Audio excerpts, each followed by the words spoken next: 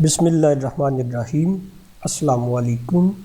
In this lecture series of operational research, now we are going to talk about how to find a solution of primal as well as its dual.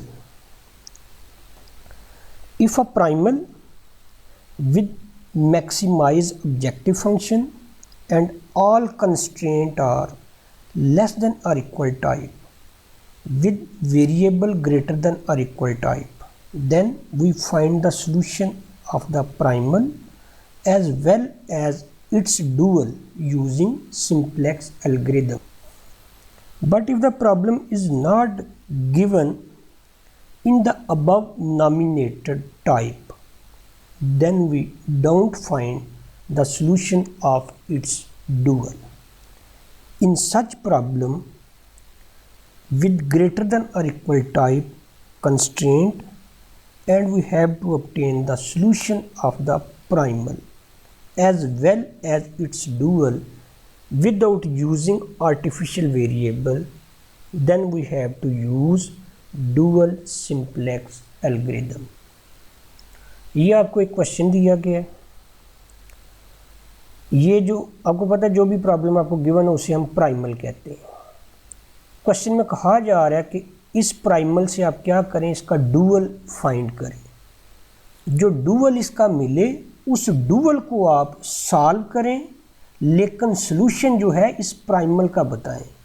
यानी primal को आपने solve नहीं करना, solve आपने इसके dual को करना है, लेकिन सॉल्यूशन आपने इसका बताना है।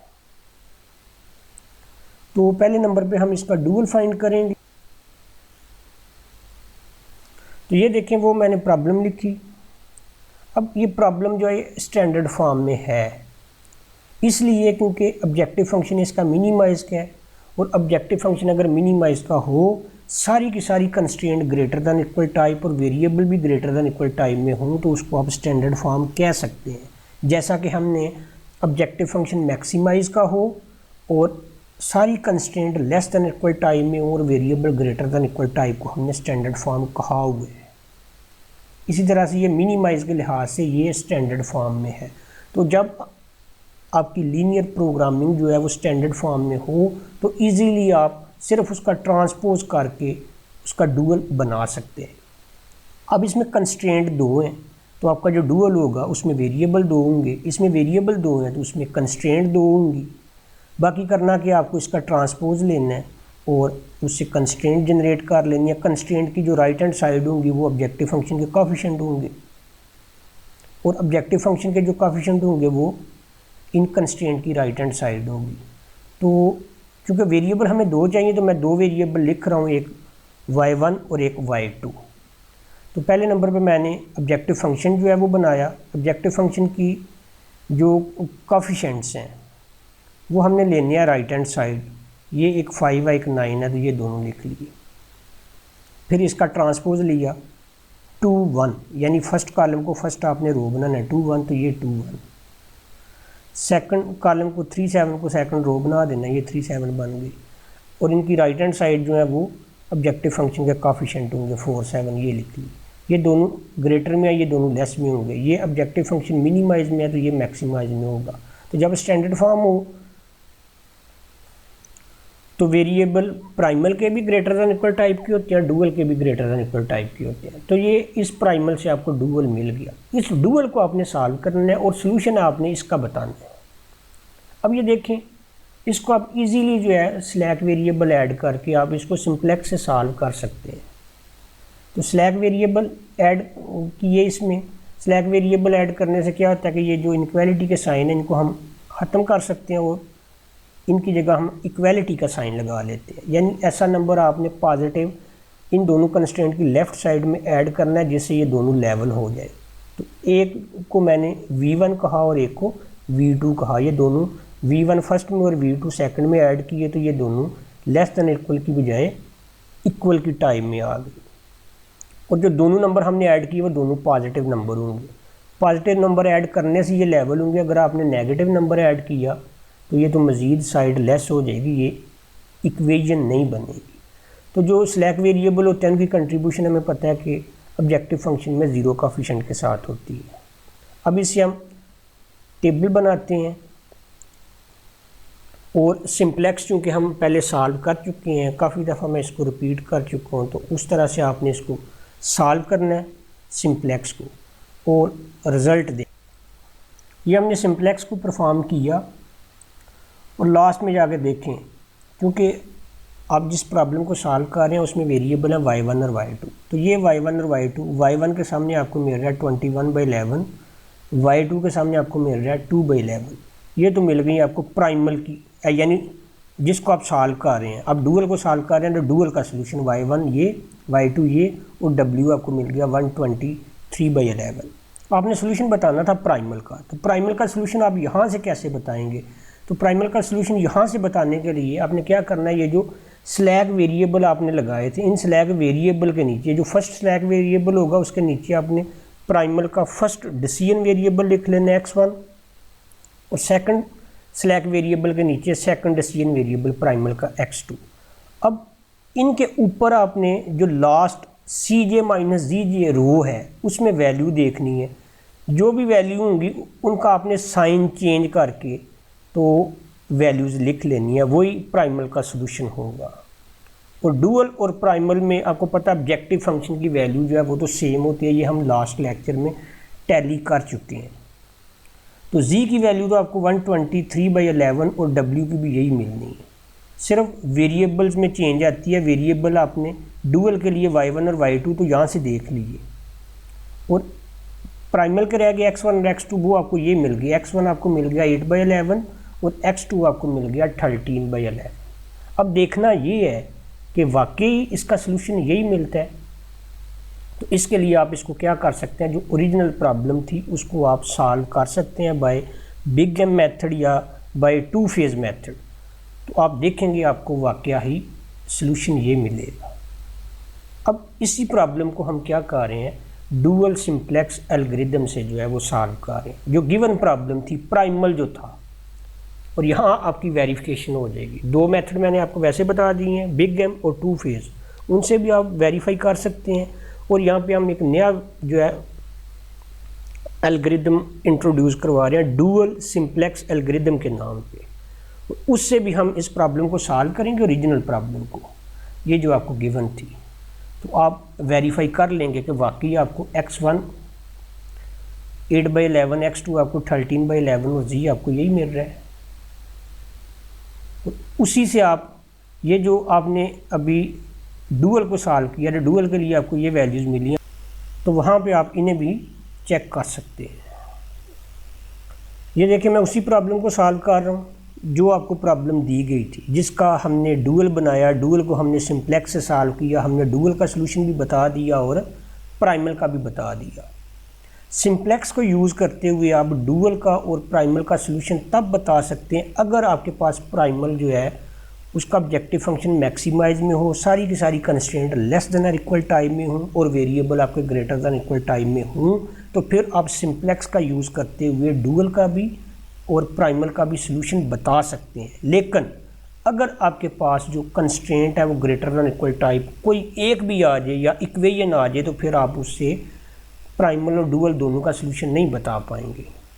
तो प्राइमल और डुअल का सलूशन बताने के लिए फिर जैसा कि मैंने इसके स्टार्ट में भी अनाउंसमेंट की थी, उसके लिए हम क्या करते हैं, डुअल सिंप्लेक्स एल्गोरिथम का यूज़ करते हैं। तो यहाँ हम डुअल सिंप्लेक्स एल्गोरिथम का यूज़ जो है वो सीखते हैं कि इसको कैसे हमने अप्लाई करना है। प्रॉब्लम हमने वही कंसिडर की हुई है, इसलिए ताकि हमारा आंसर जो है वो टैली किया जा सके। तो ये वो मैंने प्रॉब्लम लिखी। अब इसमें देखें कंस्ट्रेंट आपके पास ग्रेटर देन इक्वल टाइम में है, तो कंस्ट्रेंट जब ग्रेटर देन इक्वल टाइम में हो तो आपको सरप्लस वेरिएबल ऐड करना पड़ते हैं, जिनको हम नेगेटिव स्लैक भी कहते हैं। तो नेगेटिव स्लैक वेरिएबल ऐड करेंगे यहाँ। ये हमने फर्स्ट कंस्ट्रेंट लिख ली 2x1 + 3x2, और इसमें फर्स्ट जो है स्लैक वेरिएबल नेगेटिव स्लैक जो सरप्लस मैंने u1 ले लिया = 5 और सेकंड में मैंने u2 ले लिया, और इन दोनों की कंट्रीब्यूशन जो है ऑब्जेक्टिव फंक्शन में 0 कोएफिशिएंट के साथ। अब आपको पता है पहले हम ऐसे ही करते रहे कि जैसे ही आपके पास सरप्लस वेरिएबल आते थे तो प्रॉब्लम को सॉल्व करने के लिए, चूँकि जब आप उसे टेबल ड्रा करते हैं तो वहाँ आपके पास आइडेंटिटी मैट्रिक्स नहीं बन रहा होता, तो आप आर्टिफिशियल वेरिएबल का यूज़ करते हैं। और जब भी आर्टिफिशियल वेरिएबल का यूज़ हो तो आपको बिग एम या 2 फेज़ में से कोई एक मेथड अप्लाई करना पड़ता है। लेकिन यहाँ हम आर्टिफिशियल के बगैर इस प्रॉब्लम को सॉल्व करेंगे, और यही इसका उसन भी है इस एल्गोरिदम का, डुअल सिंप्लेक्स का, कि इससे जब भी आप प्रॉब्लम को सॉल्व करते हैं तो आपको आर्टिफिशियल वेरिएबल का यूज़ नहीं करना पड़ता। करना क्या होगा, इसके लिए हम एक नोट देख लेते हैं और फिर इसके बाद इसको स्टार्ट करते हैं। नोट ये है कि if we use artificial variable then the solution is obtained by using big M method. ये तो आपको पता है कि जब भी आर्टिफिशियल वेरिएबल का यूज़ हो तो बिग एम या 2 फेज़ से आप सोल्यूशन सॉल्व करते हैं, ठीक है। लेकिन हम इनके बगैर जो सोल्यूशन फाइंड करना चाह रहे हैं, तो इनके बगैर अगर हम सोल्यूशन फाइंड करेंगे तो हमें क्या करना पड़ेगा, डुअल सिंप्लेक्स एल्गोरिथम का यूज़ करना पड़ेगा। डुअल सिंप्लेक्स एल्गोरिथम का यूज़ करने के लिए हमें करना क्या है, करना ये है कि जो आपको ऑब्जेक्टिव फंक्शन गिवन होगा, अगर तो वो मिनिमाइज में है तो आप उसको मैक्सिमाइज में कन्वर्ट करेंगे। और मिनिमाइज से मैक्सिमाइज में कन्वर्ट करना भी आप पिछले लेक्चर्स में सीख चुके हैं कि करना क्या होता है। हमें जो ऑब्जेक्टिव फंक्शन है उसके सारे कोफिशिएंट को आपने नेगेटिव से रिप्लेस कर देना, उनके सिग्नेचर चेंज कर देना, जो पॉजिटिव है उसे नेगेटिव, नेगेटिव को पॉजिटिव कर देना, बस। ये तो है कि जब आप मिनिमाइज से मैक्सिमाइज में आए। लेकिन डुअल सिंप्लेक्स में एक तो काम आपने ये करना है कि ऑब्जेक्टिव फंक्शन को आपने चेंज करना है मिनिमाइज से मैक्सिमाइज में। अगर वो पहले से मैक्सिमाइज में है तो फिर तो ठीक है। इसके अलावा जितनी भी कंस्ट्रेंट ऐसी हैं जिनमें सरप्लस वेरिएबल का यूज़ हो रहा है, नेगेटिव स्लैक का, उनको आपने -1 से मल्टीप्लाई करना है। अगर तो स्लैक वेरिएबल है फिर वो भी वैसी कंस्ट्रेंट रहेगी, उसको आपने मल्टीप्लाई नहीं करना। लेकिन ऐसी कंस्ट्रेंट जिसमें नेगेटिव स्लैक का यानी सरप्लस वेरिएबल का यूज़ हो रहा है, उसको आप -1 से मल्टीप्लाई करेंगे। तो चूंकि हमारे पास दोनों कंस्ट्रेंट में नेगेटिव स्लैक आ रहे थे तो फिर दोनों को -1 से मल्टीप्लाई करना पड़ेगा। तो अगले स्टेप में हम यही प्रोसेस करते हैं। ये देखें, हमने ये लास्ट आइट्रेशन लिखी, ये आपके पास दोनों नेगेटिव स्लैक वेरिएबल है, तो इन दोनों कंस्ट्रेंट को -1 से मल्टीप्लाई करना पड़ना है। इन दोनों को -1 से मल्टीप्लाई किया तो इनके सिग्नेचर चेंज होगी।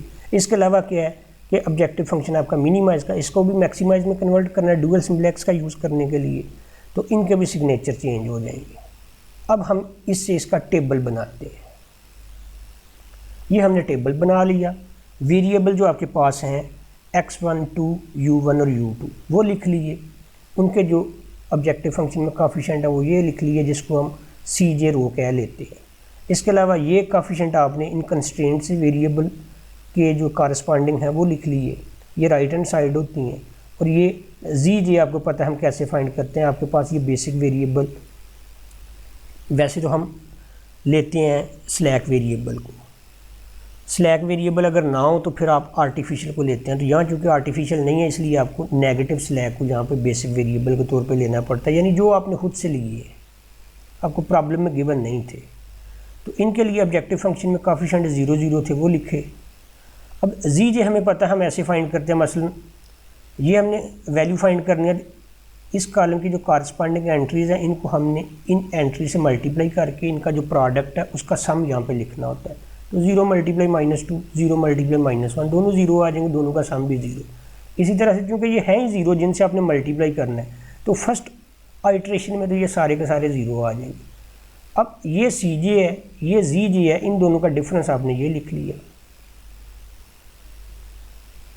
इसके बाद डुअल सिंप्लेक्स में जो प्रोसीजर है वो सिंप्लेक्स की निस्बत चेंज है। सिंप्लेक्स में हम जो थीटा होता है, जो रेशियो होती है, उसको हम लिविंग वेरिएबल जो होता है उसको हम कॉलम वाइज लेते हैं।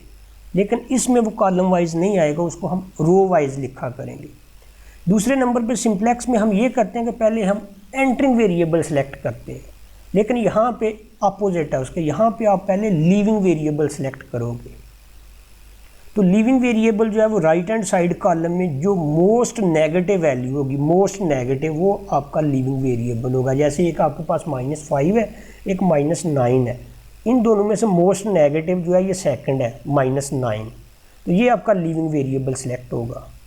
अब वहाँ पे सिंप्लेक्स में हम एंटरिंग वेरिएबल और उसके कॉरस्पॉन्ड हम एंटरिंग कॉलम सेलेक्ट करते थे। यहाँ पे हमने लीविंग रो सेलेक्ट की और इसके कॉरस्पॉन्ड हम जो है वो एंटरिंग वेरिएबल सेलेक्ट करेंगे। लेकिन उसके लिए सबसे पहले हमें क्या करना है, हमें थीटा जो है वो बनाना है, थीटा चेक करना है कि हमारा क्या है जो रेशियो होती है। अब थीटा इसमें मैं पहले भी कह चुका हूँ कि इसमें हम रो वाइज लेंगे। ये आपका लीविंग वेरिएबल था तो ये आपने रो सेलेक्ट करनी है, सेकंड रो जो है।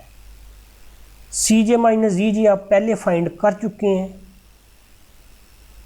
सिंप्लेक्स में हम क्या करते थे कि जो आपको एंटरिंग कॉलम मिलता था, राइट हैंड साइड की एंट्रीज़ को उस एंटरिंग कॉलम की कॉरस्पॉन्डिंग एंट्रीज़ पे डिवाइड करके थीटा यहाँ पे फाइंड करते थे। लेकिन यहाँ पे आपको थीटा रो वाइज चाहिए तो आपने जो लीविंग रो जो है फाइंड किया उसकी कॉरस्पॉन्डिंग एंट्रीज़ पे आपने सी जे माइनस जी जे रो जो है इसकी एंट्रीज़ को डिवाइड करना है। और ये सिर्फ परफॉर्मेंस आप नॉन बेसिक वेरिएबल के लिए करेंगे। जो बेसिक वेरिएबल है उनके लिए नहीं करना, उनके लिए आप बेशक नील लिख दें। जैसे ये u1 और u2 दोनों बेसिक वेरिएबल है तो इनके लिए मैंने थीटा की वैल्यू नहीं फाइंड की। मेरे पास नॉन बेसिक है जो अबसेंट है, जो यहाँ पे नहीं है। वो अबसेंट कौन कौन से हैं, एक x1 और x2, उनके लिए मैंने थीटा फाइंड किया। अब ये देखें थीटा फाइंड कैसे करना है, सी जे माइनस जी जे रो में से आपने वैल्यू लेनी है और ये जो आपने लीविंग रो सेलेक्ट की हुई है उसकी कॉरस्पॉन्डिंग एंट्रीज पे -4 को -1 पे डिवाइड करूँगा तो 4 आएगा और -7 को -7 पे डिवाइड करूँगा तो 1 आएगा। अब थीटा के लिए कंडीशन वही है जैसे हम सिंप्लेक्स में लेते रहे हैं कि थीटा ऑलवेज आपका पॉजिटिव और मिनिमम होगा। तो यहाँ देखें एक आपको 1 मिल रहा है, एक 4 मिल रहा है, दोनों पॉजिटिव है लेकिन मिनिमम जो है ये 1 है। तो ये फिर आपका एंटरिंग वेरिएबल सेलेक्ट होगा। अब ये आपका एंटरिंग कॉलम और ये लीविंग रो, तो इन दोनों में जो कॉमन एलिमेंट है वो ये है -7 जिसको हम पिवट एलिमेंट कहते हैं। ये हमने इसको डिनोट भी कर लिया कि ये आपका पिवट एलिमेंट। इसके बाद प्रोसीजर वही है, क्या करना है, आपने पिवट को 1 बनाना है। पिवट को 1 बनाने के लिए क्या करते हैं, जो भी पिवट एलिमेंट होता है उस नंबर पे आप क्या करते हैं, डिवाइड कर देते हैं। मसलन ये -7 है, इसको 1 करने के लिए पूरी रो को मुझे -7 पे डिवाइड करना पड़ना है। -7 पे डिवाइड करूँगा तो ये 1/7, ये 1, ये 0, ये -1/7 और ये 9/7 मिल जाएगा। उसके बाद अगला प्रोसेस भी वही, इसकी हेल्प से ये चूँकि 1 हो चुका होगा, इसकी हेल्प से मुझे ये वाला एलिमेंट जो है ये 0 करना है।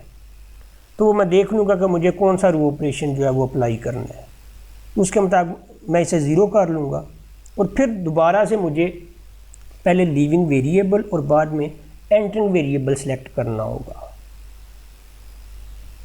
ये देखें, ये इसको हमने 1 बनाया तो -7 पे डिवाइड किया तो आपको ये रो मिली। फिर इसकी हेल्प से मुझे क्या करना है, इसे 0 बनाना है। तो वो मैंने 0 बनाया तो जो भी परफॉर्मेंस बन रही है वो परफॉर्मेंस की यहाँ पे, तो मुझे ये आइट्रेशन मिल गई। उसके बाद मुझे जी जे फाइंड करना है जो कि आपको फाइंड करना पहले से आता है। फिर सी जे माइनस जी जे ये हमने फाइंड कर ली। अब दोबारा से आप राइट हैंड साइड में देखेंगे कि आपकी कौन सी वैल्यू जो है वो मोस्ट नेगेटिव है। तो मोस्ट नेगेटिव आपको मिल रही है -8/7। ये आपकी लीविंग रो सेलेक्ट होगी, यानी लीविंग एलिमेंट। जैसे पहले आपके पास एंटरिंग था x2 और लीविंग था u2, तो u2 को आपने लीव करके उसकी जगह x2 एंटर कर लिया और u1 आपका वैसे ही। अब यहाँ से लीविंग तो मिल गया, एंटरिंग का प्रोसीजर वही है। दोबारा से हम यहाँ पे थीटा रो जो है वो बनाएंगे। उसके लिए जो नॉन बेसिक वेरिएबल है x1 और u2 उनके लिए वैल्यू फाइंड कर लेंगे और u1 और x2 को नील कर देंगे। उनमें से देखेंगे जो मोस्ट पॉजिटिव और मिनिमम वैल्यू होगी उसे हम as a entering variable select कर लेंगे। ये हमने किया। तो एक x1 है आपका नॉन बेसिक, उसके लिए हमने फाइंड की। तो चूंकि ये आपकी लीविंग रो है तो सी जे माइनस जी जे में ये देखिए -3 एंड की, -3 को जब आप -11/7 पे डिवाइड करेंगे तो ये आपको मिलेगा 21/11। उसके बाद x2 आपका बेसिक है, ये नील, u1 आपका बेसिक है, ये नील, u2 आपका नॉन बेसिक है तो उसके लिए -1/-3/7, तो ये 7/3 मिल जाएगी। तो ये भी आपका पॉजिटिव है, ये भी पॉजिटिव है, लेकिन ये आपको मिलेगा 2 पॉइंट समथिंग और ये मिलेगा 1 पॉइंट समथिंग। तो मिनिमम ये है, ये आपका एंटरिंग सेलेक्ट होगा। अब ये एंटरिंग कॉलम और ये लीविंग रो, तो ये -11/7 जो है ये आपका पिवट एलिमेंट। उसके बाद फिर वही प्रोसेस, इसको आपने 1 बनाना है और इसके नीचे जो भी है उसको आपने 0 बनाना है। और दोबारा से हम देखेंगे राइट हैंड साइड कॉलम में कोई आपके पास मोस्ट नेगेटिव वैल्यू है। अगर नहीं, आपको लिविंग वेरिएबल नहीं मिल रहा तो आपका एल्गोरिदम जो है डुअल सिंप्लेक्स ये उधर ही टर्मिनेट हो जाएगा और हम वहाँ पे वेरिएबल्स की वैल्यू देख लेंगे, प्राइमल के लिए भी और डुअल के लिए भी। तो ये देखें, ये पिवट आपको मिला। इस पिवट को हमने क्या किया, ये 1 बना लिया। ये 1 बनाया यानी इस रो को क्या करना है, -7/11 से मल्टीप्लाई करना है। तो जब मल्टीप्लाई किया तो आपको ये रो मिली। इसकी हेल्प से अब आपने इसे 0 करना है तो आप क्या करेंगे, R2 -1/7 R1 करेंगे तो ये 0 हो जाएगा। ZJ आपने फाइंड किया, उसके बाद CJ -ZJ फाइंड किया। अब देखें, आप पहले नंबर पे सिलेक्ट करते हैं डुअल सिंप्लेक्स में leaving variable, right hand side column में देखें कोई मोस्ट नेगेटिव वैल्यू है, नहीं है। तो जब आपको लिविंग वेरिएबल नहीं मिल रहा तो आपका एल्गोरिदम इधर ही टर्मिनेट हो जाएगा। अब आप देखेंगे यहाँ x1 के सामने जो है आपको क्या मिल रहा है, 8/11, ये आपने लिख लिया। x2 के सामने 13/11, ये आपने लिख लिया। और z जो है वो आपको -123/11 मिल रहा है। ये माइनस के साथ इसलिए मिल रहा है क्योंकि आपको प्रॉब्लम गिवन थी मिनिमाइजेशन में, आपने डुअल सिंप्लेक्स का यूज़ करने के लिए इसको मैक्सिमाइज में कन्वर्ट किया। तो मैक्सिमाइज में कन्वर्ट करने के लिए आपको -1 से मल्टीप्लाई करना पड़ा था। इस वजह से दोबारा से आप, क्योंकि आप ये सोल्यूशन जो फाइंड कर रहे हैं ये मैक्सिमाइज का कर रहे हैं, आपको रिक्वायर्ड था मिनिमाइज का, तो आप दोबारा से मैक्सिमाइज से मिनिमाइज में जाएंगे तो इसको -1 से मल्टीप्लाई करना पड़ेगा। -1 से मल्टीप्लाई करेंगे तो ये 123/11 ही मिलेगा। तो ये आपको मिला गिवन प्रॉब्लम का solution bye dual simplex algorithm. और यही आपको इस प्रॉब्लम का सॉल्यूशन मिलना था अगर आप इसको 2 फेज मेथड या बिग एम से करते। वो इसलिए क्योंकि आपकी कंस्ट्रेंट जो है वो ग्रेटर दैन इक्वल टाइप वाली थी। इनमें आपके पास सरप्लस वेरिएबल का यूज़ हो रहा था, सरप्लस के साथ आर्टिफिशियल का यूज़ होता है। आर्टिफिशियल का यूज़ हो तो बिग एम और 2 फेज का यूज़ किया जाता है। तो आपको सॉल्यूशन यही मिलना है, लेकिन हमने आर्टिफिशियल के बगैर इसे किया है तो हमें सॉल्यूशन मिल गया। अब डुअल सिंप्लेक्स से मैंने आपको पहले भी बताया कि हम प्राइमल का भी और डुअल का भी सॉल्यूशन बता सकते हैं। तो प्राइमल का तो हमने ये लिख लिया, अब डुअल का सॉल्यूशन बताना है तो उसी तरह से जैसे हमने सिंप्लेक्स से बताया था। ये आपके पास थे surplus variable, first surplus variable के नीचे डुअल का जो फर्स्ट वेरिएबल होगा उसको आप लिख लेंगे y1। इसी तरह से सेकंड सरप्लस के नीचे सेकंड जो है वो डुअल का वेरिएबल y2। तो CJ -ZJ में इनकी कॉरस्पॉन्डिंग एंट्रीज आप विदाउट नेगेटिव साइन लगा लेंगे। y1 जो है वो 21/11 और y2 2/11 और w आपको 123/11 मिलेगा। और यही आपको मिला था सॉल्यूशन जो है। अगर आप इसको ज़रा गौर से देखें तो मैं आपको वो सॉल्यूशन भी बताता हूँ जो हमने सिंप्लेक्स से जो है फाइंड किया था, ये है वो। तो दोनों सॉल्यूशन जो है वो सेम आ रहे हैं, लेकिन मज़े की बात यह है कि सॉल्व हमने एक को किया और सॉल्यूशन हमने दोनों का बता दिया, प्राइमल का भी और डुअल का भी। तो मैं अगेन आपको याद आने के लिए बता रहा हूँ कि अगर आपका प्रॉब्लम जो है वो ऑब्जेक्टिव फंक्शन मैक्सिमाइजेशन में हो, सारी की सारी constraint less than equal time में और variable greater than equal time में हो, तो आप सिंप्लेक्स से सॉल्व करते हुए प्राइमल और डुअल दोनों का सॉल्यूशन बता सकते हैं। लेकिन अगर आपकी प्रॉब्लम इसके बरअक्स हो तो फिर आप सिंप्लेक्स का यूज़ करके नहीं बता सकते, फिर आप डुअल सिंप्लेक्स का यूज़ करें। डुअल सिंप्लेक्स का जब आप यूज़ करेंगे तो आप प्राइमल और डुअल दोनों का सॉल्यूशन बता लेंगे, और ये सॉल्यूशन वही होगा जो आप जिस मर्जी मेथड से फाइंड करें, उस प्रॉब्लम को सॉल्व करें तो आपको वही मिलेगा। अल्लाह हाफ़िज़।